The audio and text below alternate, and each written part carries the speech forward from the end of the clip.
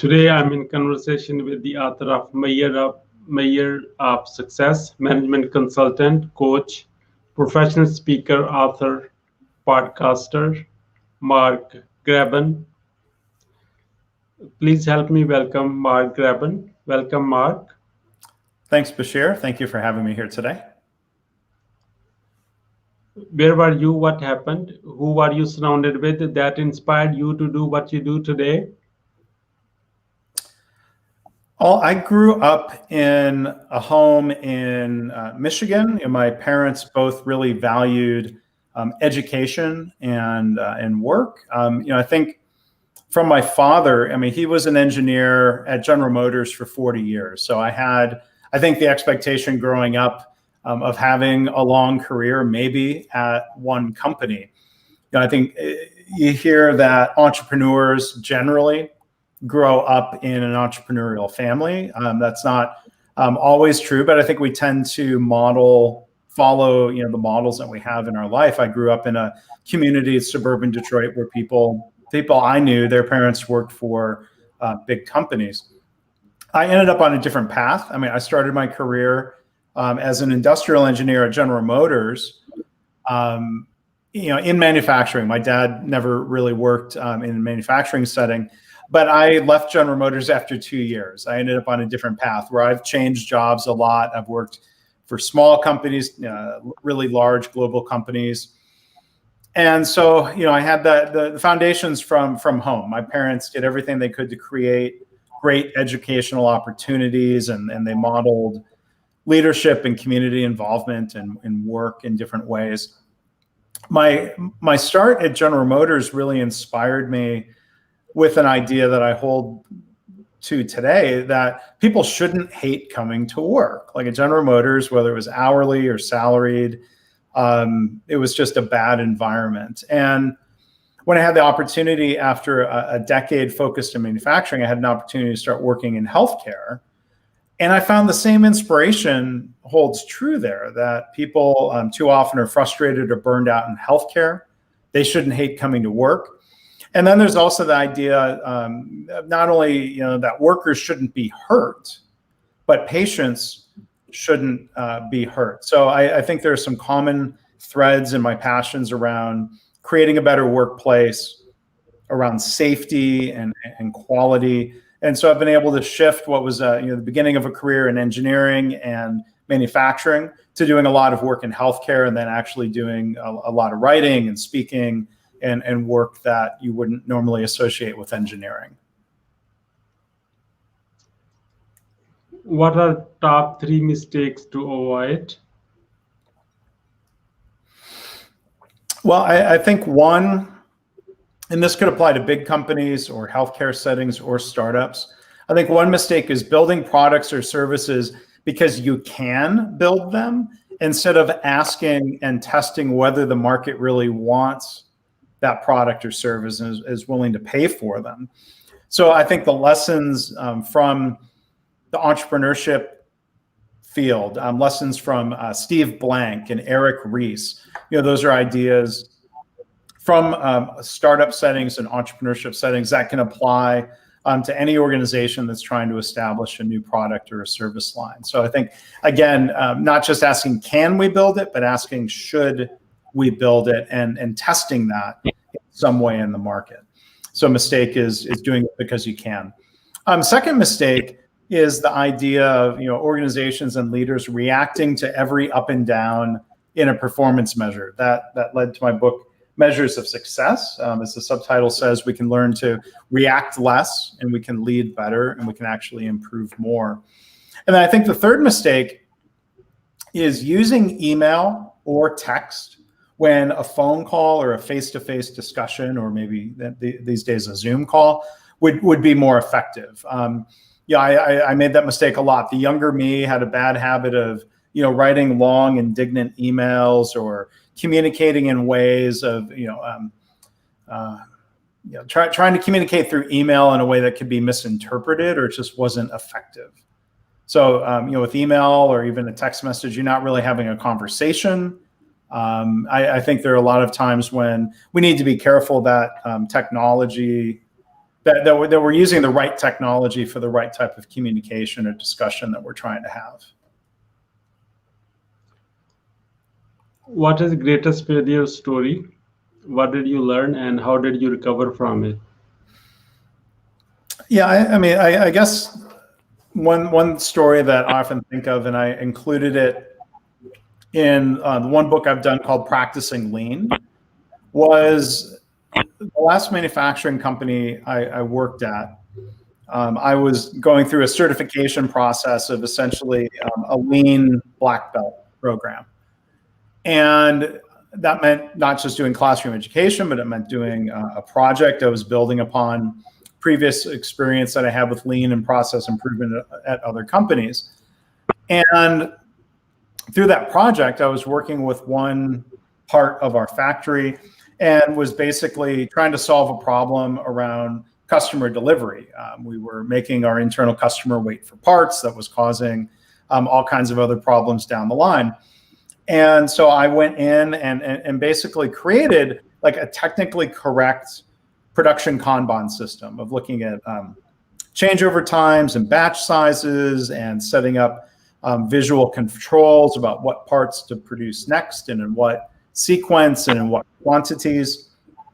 And the failure was that even though the system I created was technically correct, it wasn't embraced by the people doing the work. And you know, the point in hindsight that seems obvious was that I didn't involve them enough in the process of creating this new process. So some of it, you know, to be fair to myself, I think, was due to the culture that I was working in. It was not an environment that would allow us to shut down production to get workers involved. They weren't going to approve overtime for people to stay and work on this improvement project. But I could have, or I should have pushed harder, say, well, I don't know if it's even worth doing this project without the ability to really engage the people who are working in that area. So I've tried to make sure going forward, like, you know, as a consultant, to make sure that I don't put myself in that position again. If somebody were to try to hire me to come in and do change, to come up with the answer without involving the people doing the work, I would say no to that. It's not worth the time. That was a failure, but I learned from it. And you know, again, try to make sure, like, the only way to do improvement work is to involve the people that are really doing the work every day. What are top 3 success secrets that others can follow? So I think for one is individually or as an organization to take on big challenges and to take on challenges that are based on principles. You know, the idea of working toward zero harm or zero mistreatment in a workplace.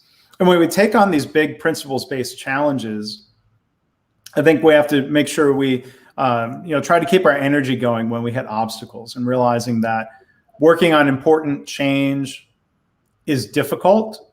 If it was easy, we wouldn't have the role that we have as an employee or as a consultant. So I think just trying to be resilient and working through change with people, realizing that change is a process. It's not like snapping your fingers or flipping a light switch. I think secondly is working to get better at problem solving. I've had a lot of great coaches and mentors in my career.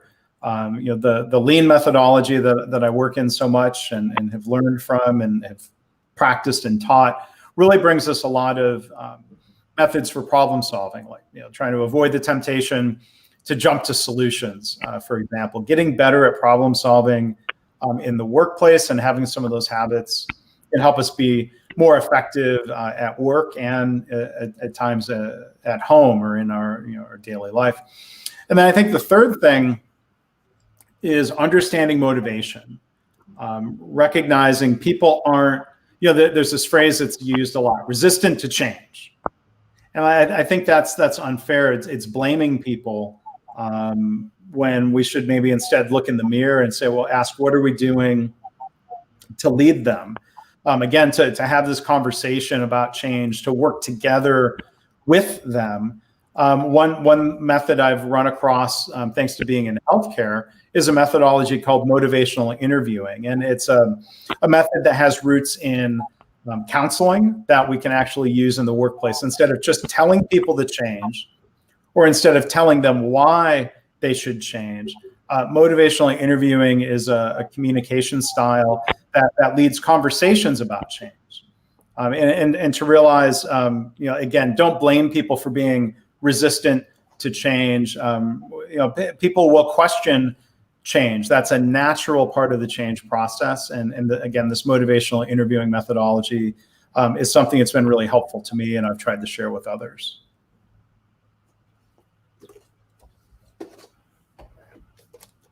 Mark, we are entering into a speed round. That means short questions and quick answers. Are you ready for it? Let's go. What is the most impactful business book you read, and what did you learn from it? So it's this book here. It doesn't have lean in the title, maybe surprisingly. It's called Understanding Variation, The Key to Managing Chaos. It's written by a statistician, Don Wheeler. This is where I've learned the methodology that I've used and I've written about in my book, Measures of Success. Don Wheeler thankfully wrote the foreword for my book. This is the best business book I've ever read. Wonderful. And you already showed us your book. Please describe that why people should read your book. Well, so Measures of Success is a book for leaders or managers or entrepreneurs who have business metrics, and as the cover of the book illustrates this idea of a roller coaster. Sometimes our metrics are just fluctuating around an average over time, but managers overreact to every up and down, and that reactive cycle can actually interfere with real systemic improvements. My book teaches a methodology that I, again, learned from Don Wheeler, a methodology he calls process behavior chart. It's a way of visualizing our performance metrics over time and learning when we should be reactive and when we should take a step back and be more systematic about understanding performance and understanding how to improve. What do you want to be remembered for? I want to be remembered for making a difference. I'd like to be remembered, back to passions and motivations, doing things that help make work less frustrating for people, helping improve performance in ways that impacts people's lives in a positive way. That means, again, improving safety, improving quality, helping people have pride and joy in their work.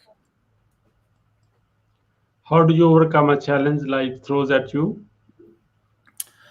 I've tried to get better at this. I try to be more calm, sometimes to take a deep breath, not reacting or responding to things if I'm upset. Stephen Covey, when he was still with us, would teach about the idea of putting a bit of a gap between stimulus and response, that we don't have to be so reactive, that we can take a breath and maybe better consider our reaction to a situation.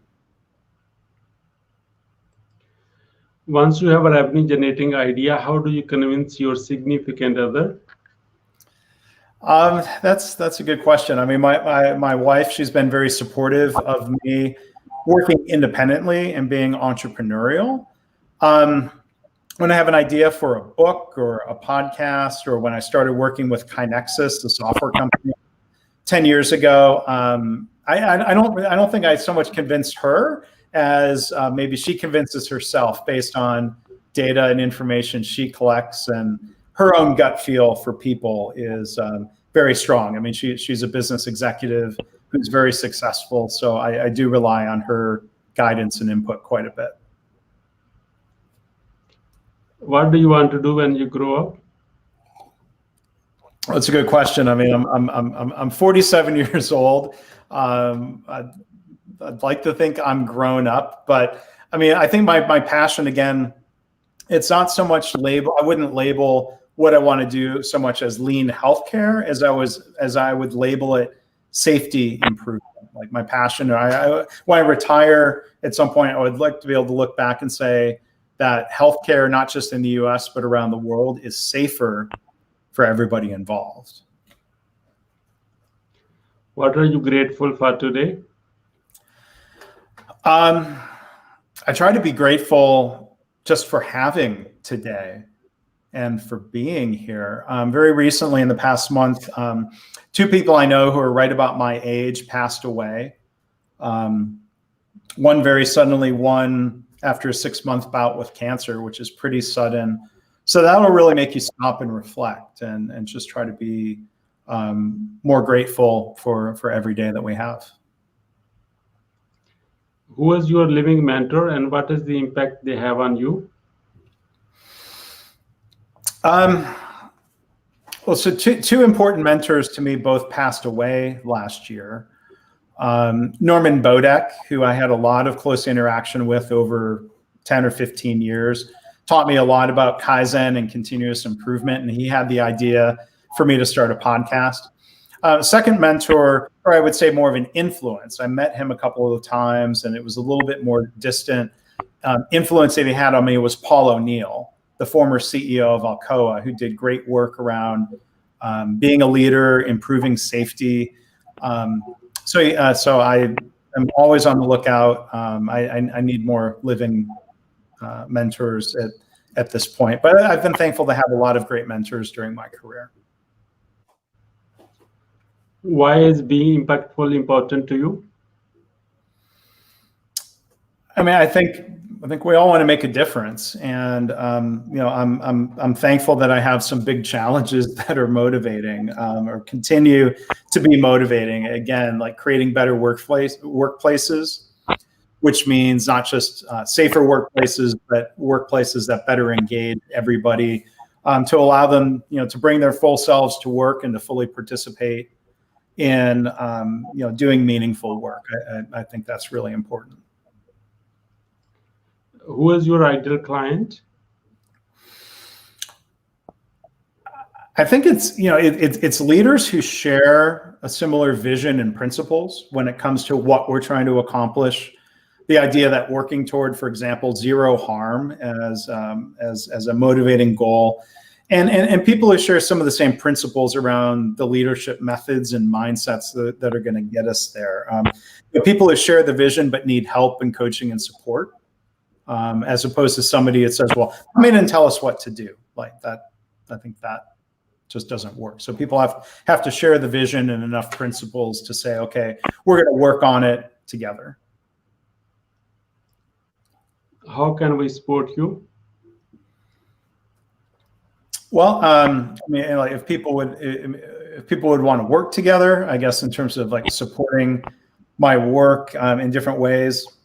I would ask people to listen to my podcast, maybe to read my blog and to share those on social media. Yeah, markgraban.com will provide links to that. I hope people would check out my books, including Measures of Success, and I'm available to work as a coach for organizations. Either we're getting back to in-person work, or the beauty of the internet is that kind of opens opportunities for me to give talks or provide coaching to people around the world, without necessarily having to travel there. Even though I'm looking forward to a day when I can start traveling and working with people internationally again. What would you say about your guest experience on the show? Well, Bashir, thank you for having me. I think you've asked thoughtful, thought-provoking questions, and questions that made me kind of pause and reflect a little bit. So I'm thankful for that. What would you say as a final word? Well, I would just hope. Well, I guess two things. Please, to everybody, I would encourage you. Please do focus on safety in your organizations, both physical safety and psychological safety for everybody working there. It's not just the right thing to do, I think, in terms of how we can respect people and work with them effectively, but focusing on safety and engaging everybody in improvement leads to better results for the organization. So that would be my challenge to everybody, to try to keep working at figuring out how to do that. Thank you, Mark, for your time and wisdom. On the behalf of Entrepreneur Empowerment Club and our entire team, we really appreciate you. And I hope our path cross again with another topic. And until then, you have a great time. All right. Thanks a lot, Bashir. Thank you. Sure.